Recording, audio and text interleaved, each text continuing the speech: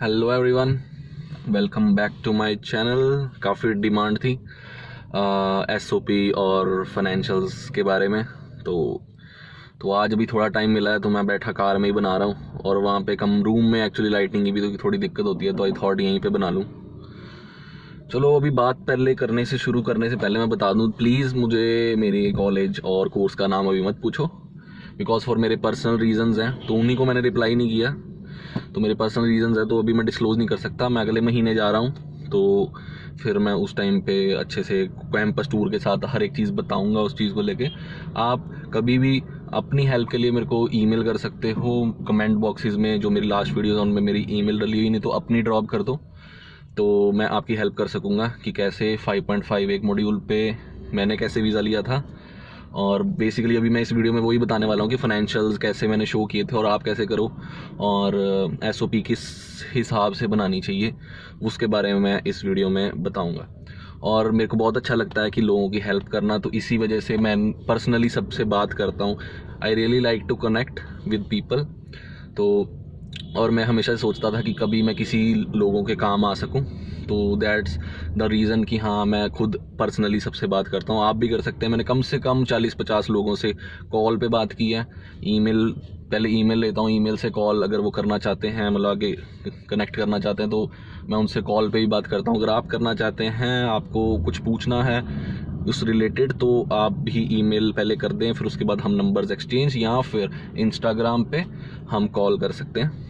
तो अभी तक मैंने काफ़ी लोगों की हेल्प की है। मैंने कुछ लोगों को उन जिनसे मैंने वीज़ा लगवाया था, मींस जिनकी हेल्प से मैंने वीज़ा लगवाया था, मैंने उनसे 6-7 लोगों को अभी रेफ़र किया है। मैं हर एक को नहीं करता हूँ, जस्ट बिकॉज मेरे को लगता है जिसको सच में ज़रूरत है, क्योंकि बाकी लोग केस नहीं उठाते हैं, तो मैं उनसे बात करके आगे फाइल दे देता हूँ उनको, मतलब बात करके नंबर रेफ़र कर देता हूँ, डायरेक्ट कर देता हूँ। मेरा कुछ उसमें लेना देना नहीं है।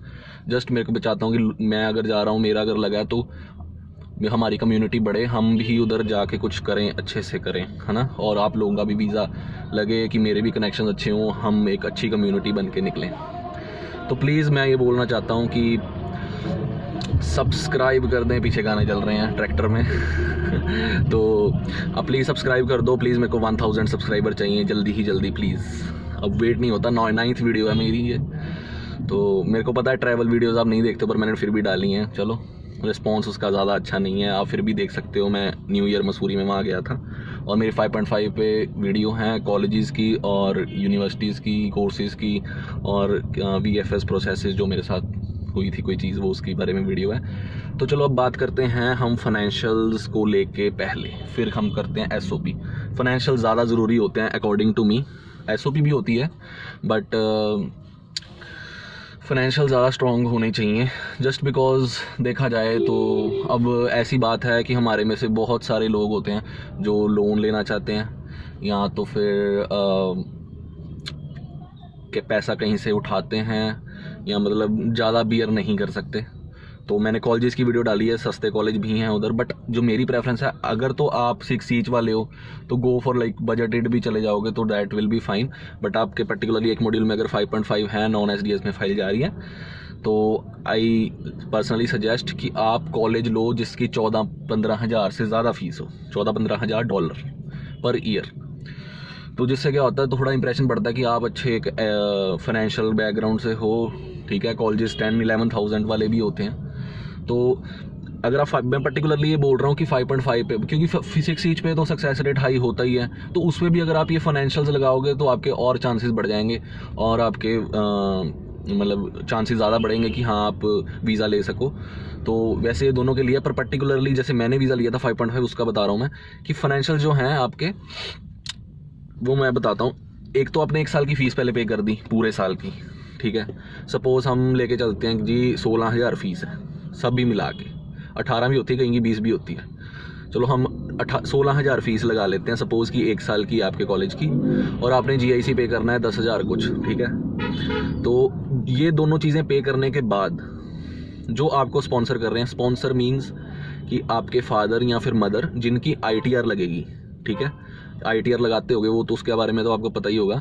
चलो मैं फिर भी बता देता हूँ। एक स्पॉन्सर हमको एफिडेविट बनवाना होता है, जिसके अंदर हमको ITR अपने फादर की या मदर की जो अर्न करते हैं उनकी ITR लगानी होती है 3 साल की। तो उसके साथ में आपने जिनकी स्पॉन्सर लगा रहे हो ना, तो उनकी ही बैंक स्टेटमेंट लगती है 6 मंथ्स की। तो बात ऐसी है कि अगर आपके 5.5 हैं तो रश मत करो, फाइनेंशियल 6 महीने पहले बैंक के अंदर रखो, ठीक है। तो उसके अंदर पैसे रखो भाई। आप अगर $16,000 बनते हैं अपने 8.5-9 लाख के आसपास बनते हैं, ठीक है।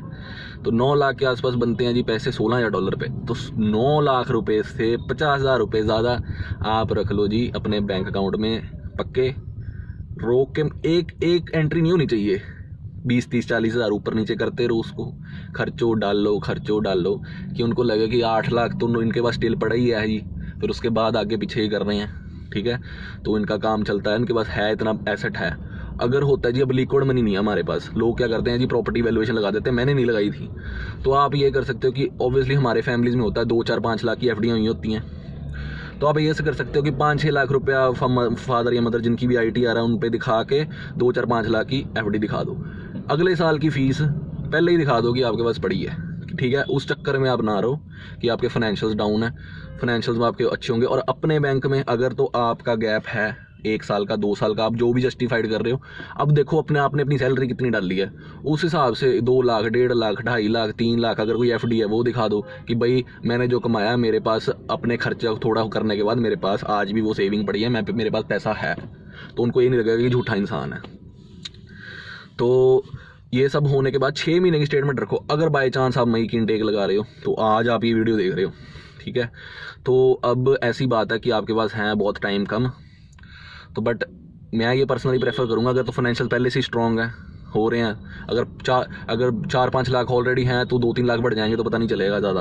बट आपके पास अगर बैंक में है ही बिल्कुल नील जी 1-2 लाख हैं, तो अगर आपको 7-8-9-10 लाख चाहिए दिखाने के लिए, तो आई पर्सनली प्रेफर कि आपको अगर आपकी ये ना हो कि रिजेक्शन लग जाए, एक बार लगी तो फिर तो लगती जाएगी, ठीक है। 5.5 पे फिर IELTS दोबारा रीटेक करनी पड़ेगी। तो अगर आपको अच्छे से लगाना है तो लगाओ, सितंबर रेफर करके अच्छे से लगाओ। एक बार फाइल लगानी है पूरी रुक के आराम से लगाओ। मैंने 1 साल वर्क किया इस चीज़ पे कि मेरे को वीज़ा लेना है, करते रहो जी। मैं ही इनटेक लगाने लगा था, फिर मैं सितंबर लगाई है, वैसे जनवरी लगाने लगा था मैं पहले, जब कोविड नहीं आया था 2019 में। मैंने मतलब जनवरी इनटेक ही लगानी थी नवंबर में। मैं कहा नहीं ये जल्दी हो रहा है, फाइनेंशियल्स मेरे 2 महीने के दिख रहे हैं, मेरे को नहीं करना। मैं मई इनटेक डेफर किया, फिर उसके बाद भाई मई में कोविड आ गया, फिर उसके बाद फिर मैंने सितंबर लगाया। मैंने तो भाई 6 महीने की स्टेटमेंट लगा के साथ में बैंक सर्टिफिकेट भी लगाया, सब कुछ किया। 11-12 लाख एक अकाउंट में दिखाए, अपने अकाउंट में 5-6 लाख दिखाए क्योंकि मेरे गैप था 2-3 साल का, तो अर्निंग्स उस हिसाब से थी, तो मैंने उस हिसाब से दिखाया। और ये सब दिखाओ फाइनेंशियल्स में, ठीक है। और लिक्विड मनी ज़्यादा दिखाओगे तो ज़्यादा बेटर है। आई पर्सनली डोंट प्रेफर कि आप लेके चलो अपना क्या कहते हैं उसको, इवैल्यूएशंस प्रॉपर्टियाँ की लेके चलो, 30-50 लाख की इवैल्यूएशन लगा दो, उनको क्या लेना देना है। 2 साल का कोर्स है, 2 साल की फीस। बट अगर आपकी बैचलर डिग्री है, आपकी मास्टर डिग्री है, आपने बस ये देखना है कि बैचलर डिग्री 4 ईयर है ना, तो फीस और ज़्यादा, पैसा और ज़्यादा दिखाओ। अब जिनके पास नहीं है पकड़ के रिश्तेदारों से लगा सकते हो, और अगर वो भी नहीं लगाना चाहते तो आपके पास घर पे गोल्ड पड़ा है, उसको रख सकते हो। आपके ऊपर है, आपकी मर्ज़ी है आपको कैसे रखना है, ठीक है। पर अगर जैसे हमारा एक वीक पॉइंट है तो उसको कवर करने के लिए कुछ तो हमको ज़्यादा करना ही पड़ेगा। 1-2 लाख, मतलब ये नहीं बोल रहा कि सबका वीज़ा लगेगा इस हिसाब से, बट जहाँ तक मैंने देखा है फाइनेंशियल्स अच्छा होना ज़्यादा अच्छी एक बात होती है, क्योंकि उनको होता है कि अमीर बंदा आ रहा है यहाँ पे तो खर्चा भी करेगा, सब कुछ करेगा। तो हमारी इकनॉमी, अगर अमीर बंदा है तो ऑटोमेटिकली इसकी फैमिली बैकग्राउंड वैसे होंगे कि इसका दिमाग उस हिसाब से चलता होगा और हमारी इकोनॉमी रन कर सकता है ये अच्छे से। चाहे इंग्लिश से लैक कर रहा है, एक चीज़ पे लैक कर रहा है, आने वाले टाइम में आ जाएगी इनको इंग्लिश, तो उसमें कोई चक्कर नहीं है। अब आते हैं जी SOP पे। SOP के बारे में तो मेरे को इतने सवाल आए हैं, और SOP में बताता हूँ कि आप क्या कर सकते हैं। द थिंग इज़ कि फर्स्ट ऑफ ऑल पहले तो आप ये सोचो कि आप +2, ऑब्वियसली मैं दोनों को थोड़ा डिफरेंट कर देता हूँ, +2 वालों के बाद और बैचलर डिग्री वालों के बाद। तो +2 वालों का क्या है जी, अब 1-2 साल का अगर गैप है, कुछ भी आप दिखाते हो एक्सपीरियंस वगैरह, तो आप उसमें ये दिखा सकते हो। सपोज़ एक 12th हुई है बंदे की 2019 में, ठीक है। तो अगर 19 में हुई है जी +2, उसके बाद अब चढ़ गया 2021, तो 21 होने के बाद चक्कर में होगा अब कोविड में, चलो 6 महीने मर जाएंगे, पर बाकी कुछ तो एक्सपीरियंस कुछ तो दिखाओगे, कुछ कर रहे होगे या वट। तो उसके रिलेटेड आपने हल्का सा कोर्स शिफ्ट लेना है, थोड़ा सा, जैसे आप +2 कॉमर्स के हो सपोज़, और आप कर रहे हो जी कोई असिस्टेंट की मैंने नौकरी कर मतलब दिखाई है या की है, या अपना क्या कहते हैं अकाउंटेंट टैली टूली कर लेते हैं लोग, या फिर कुछ और भी जॉब की है, तो उसको हल्का सा शिफ्ट ले लो या मिलता जुलता ही हो, ठीक है। होना कॉमर्स के बैकग्राउंड का ही है, मतलब होना बिजनेस फील्ड का ही कोर्स लेना है, 2 ईयर का लो, 1 ईयर तो बिल्कुल मत लेना। अगर 5.5 है, अगर 6 ईच है फिर भी 2 ईयर ही लो वैसे, या 3 ईयर या 4 ईयर बैचलर डिग्री ले सकते हो।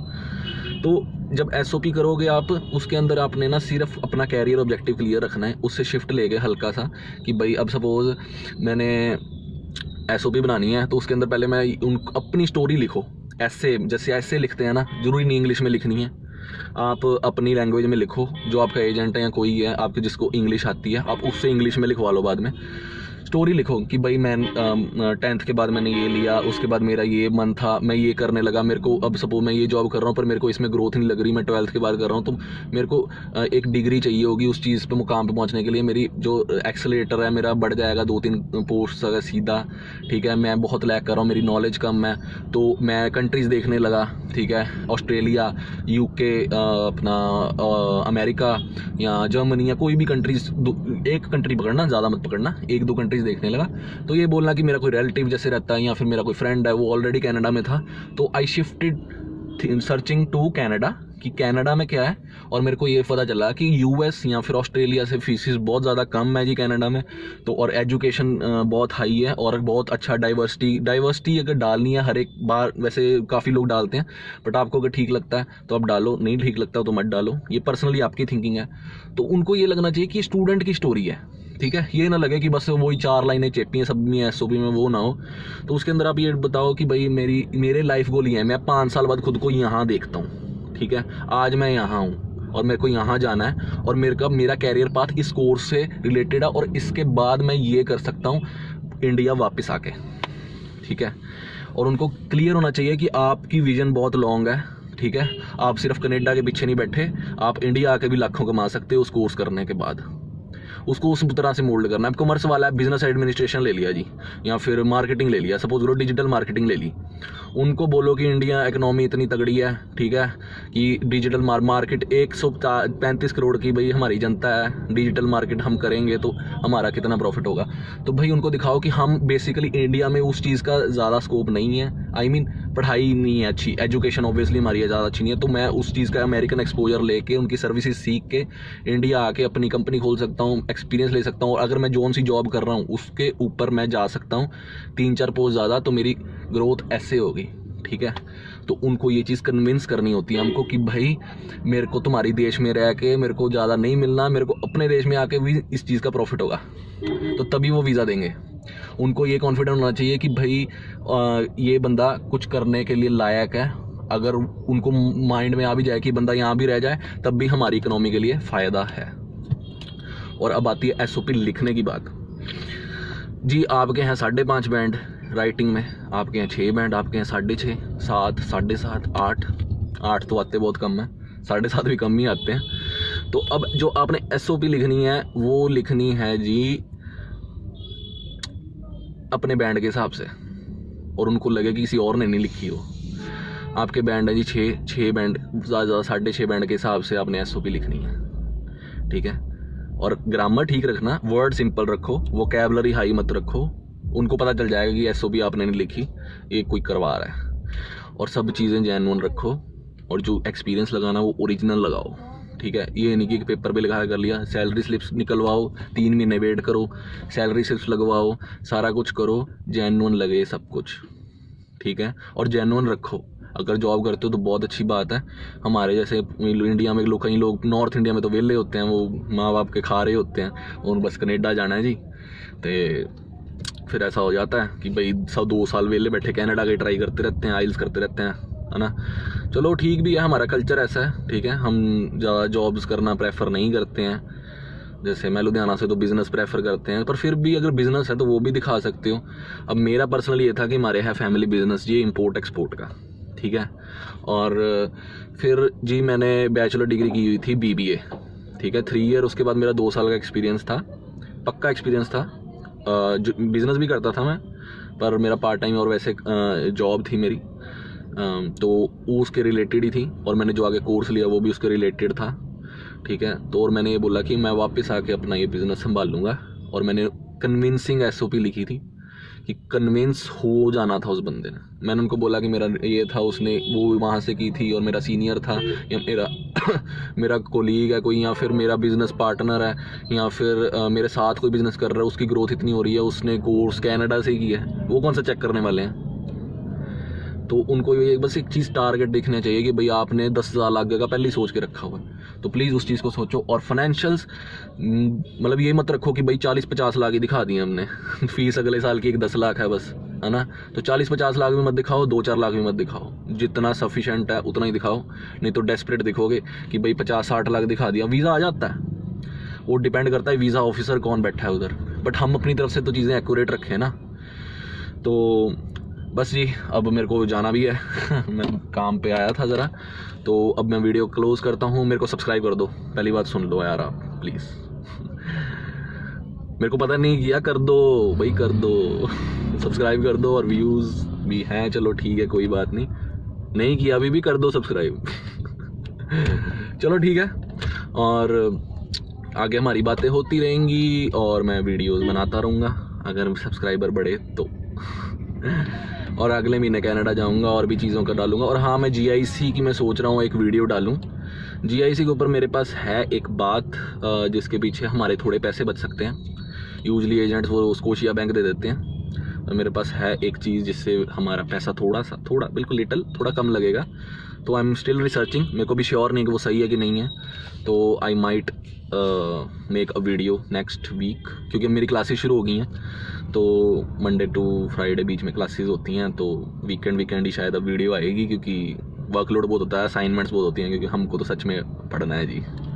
ठीक है, चलो आगे हम बातें करते रहेंगे, मेरे को जाना है, चलो बाय बाय, सत श्री अकाल। कोई सवाल हो तो कमेंट करो, ईमेल लो, फ़ोन पे बात करनी है करो। I am always here to help you people to get your visa, sorry देखो अंग्रेजी हमारी भी ख़राब है, 5.5 बैंड वाले हम, ठीक है, एक मॉड्यूल में। चलो ठीक है, ओके जी, बाय बाय।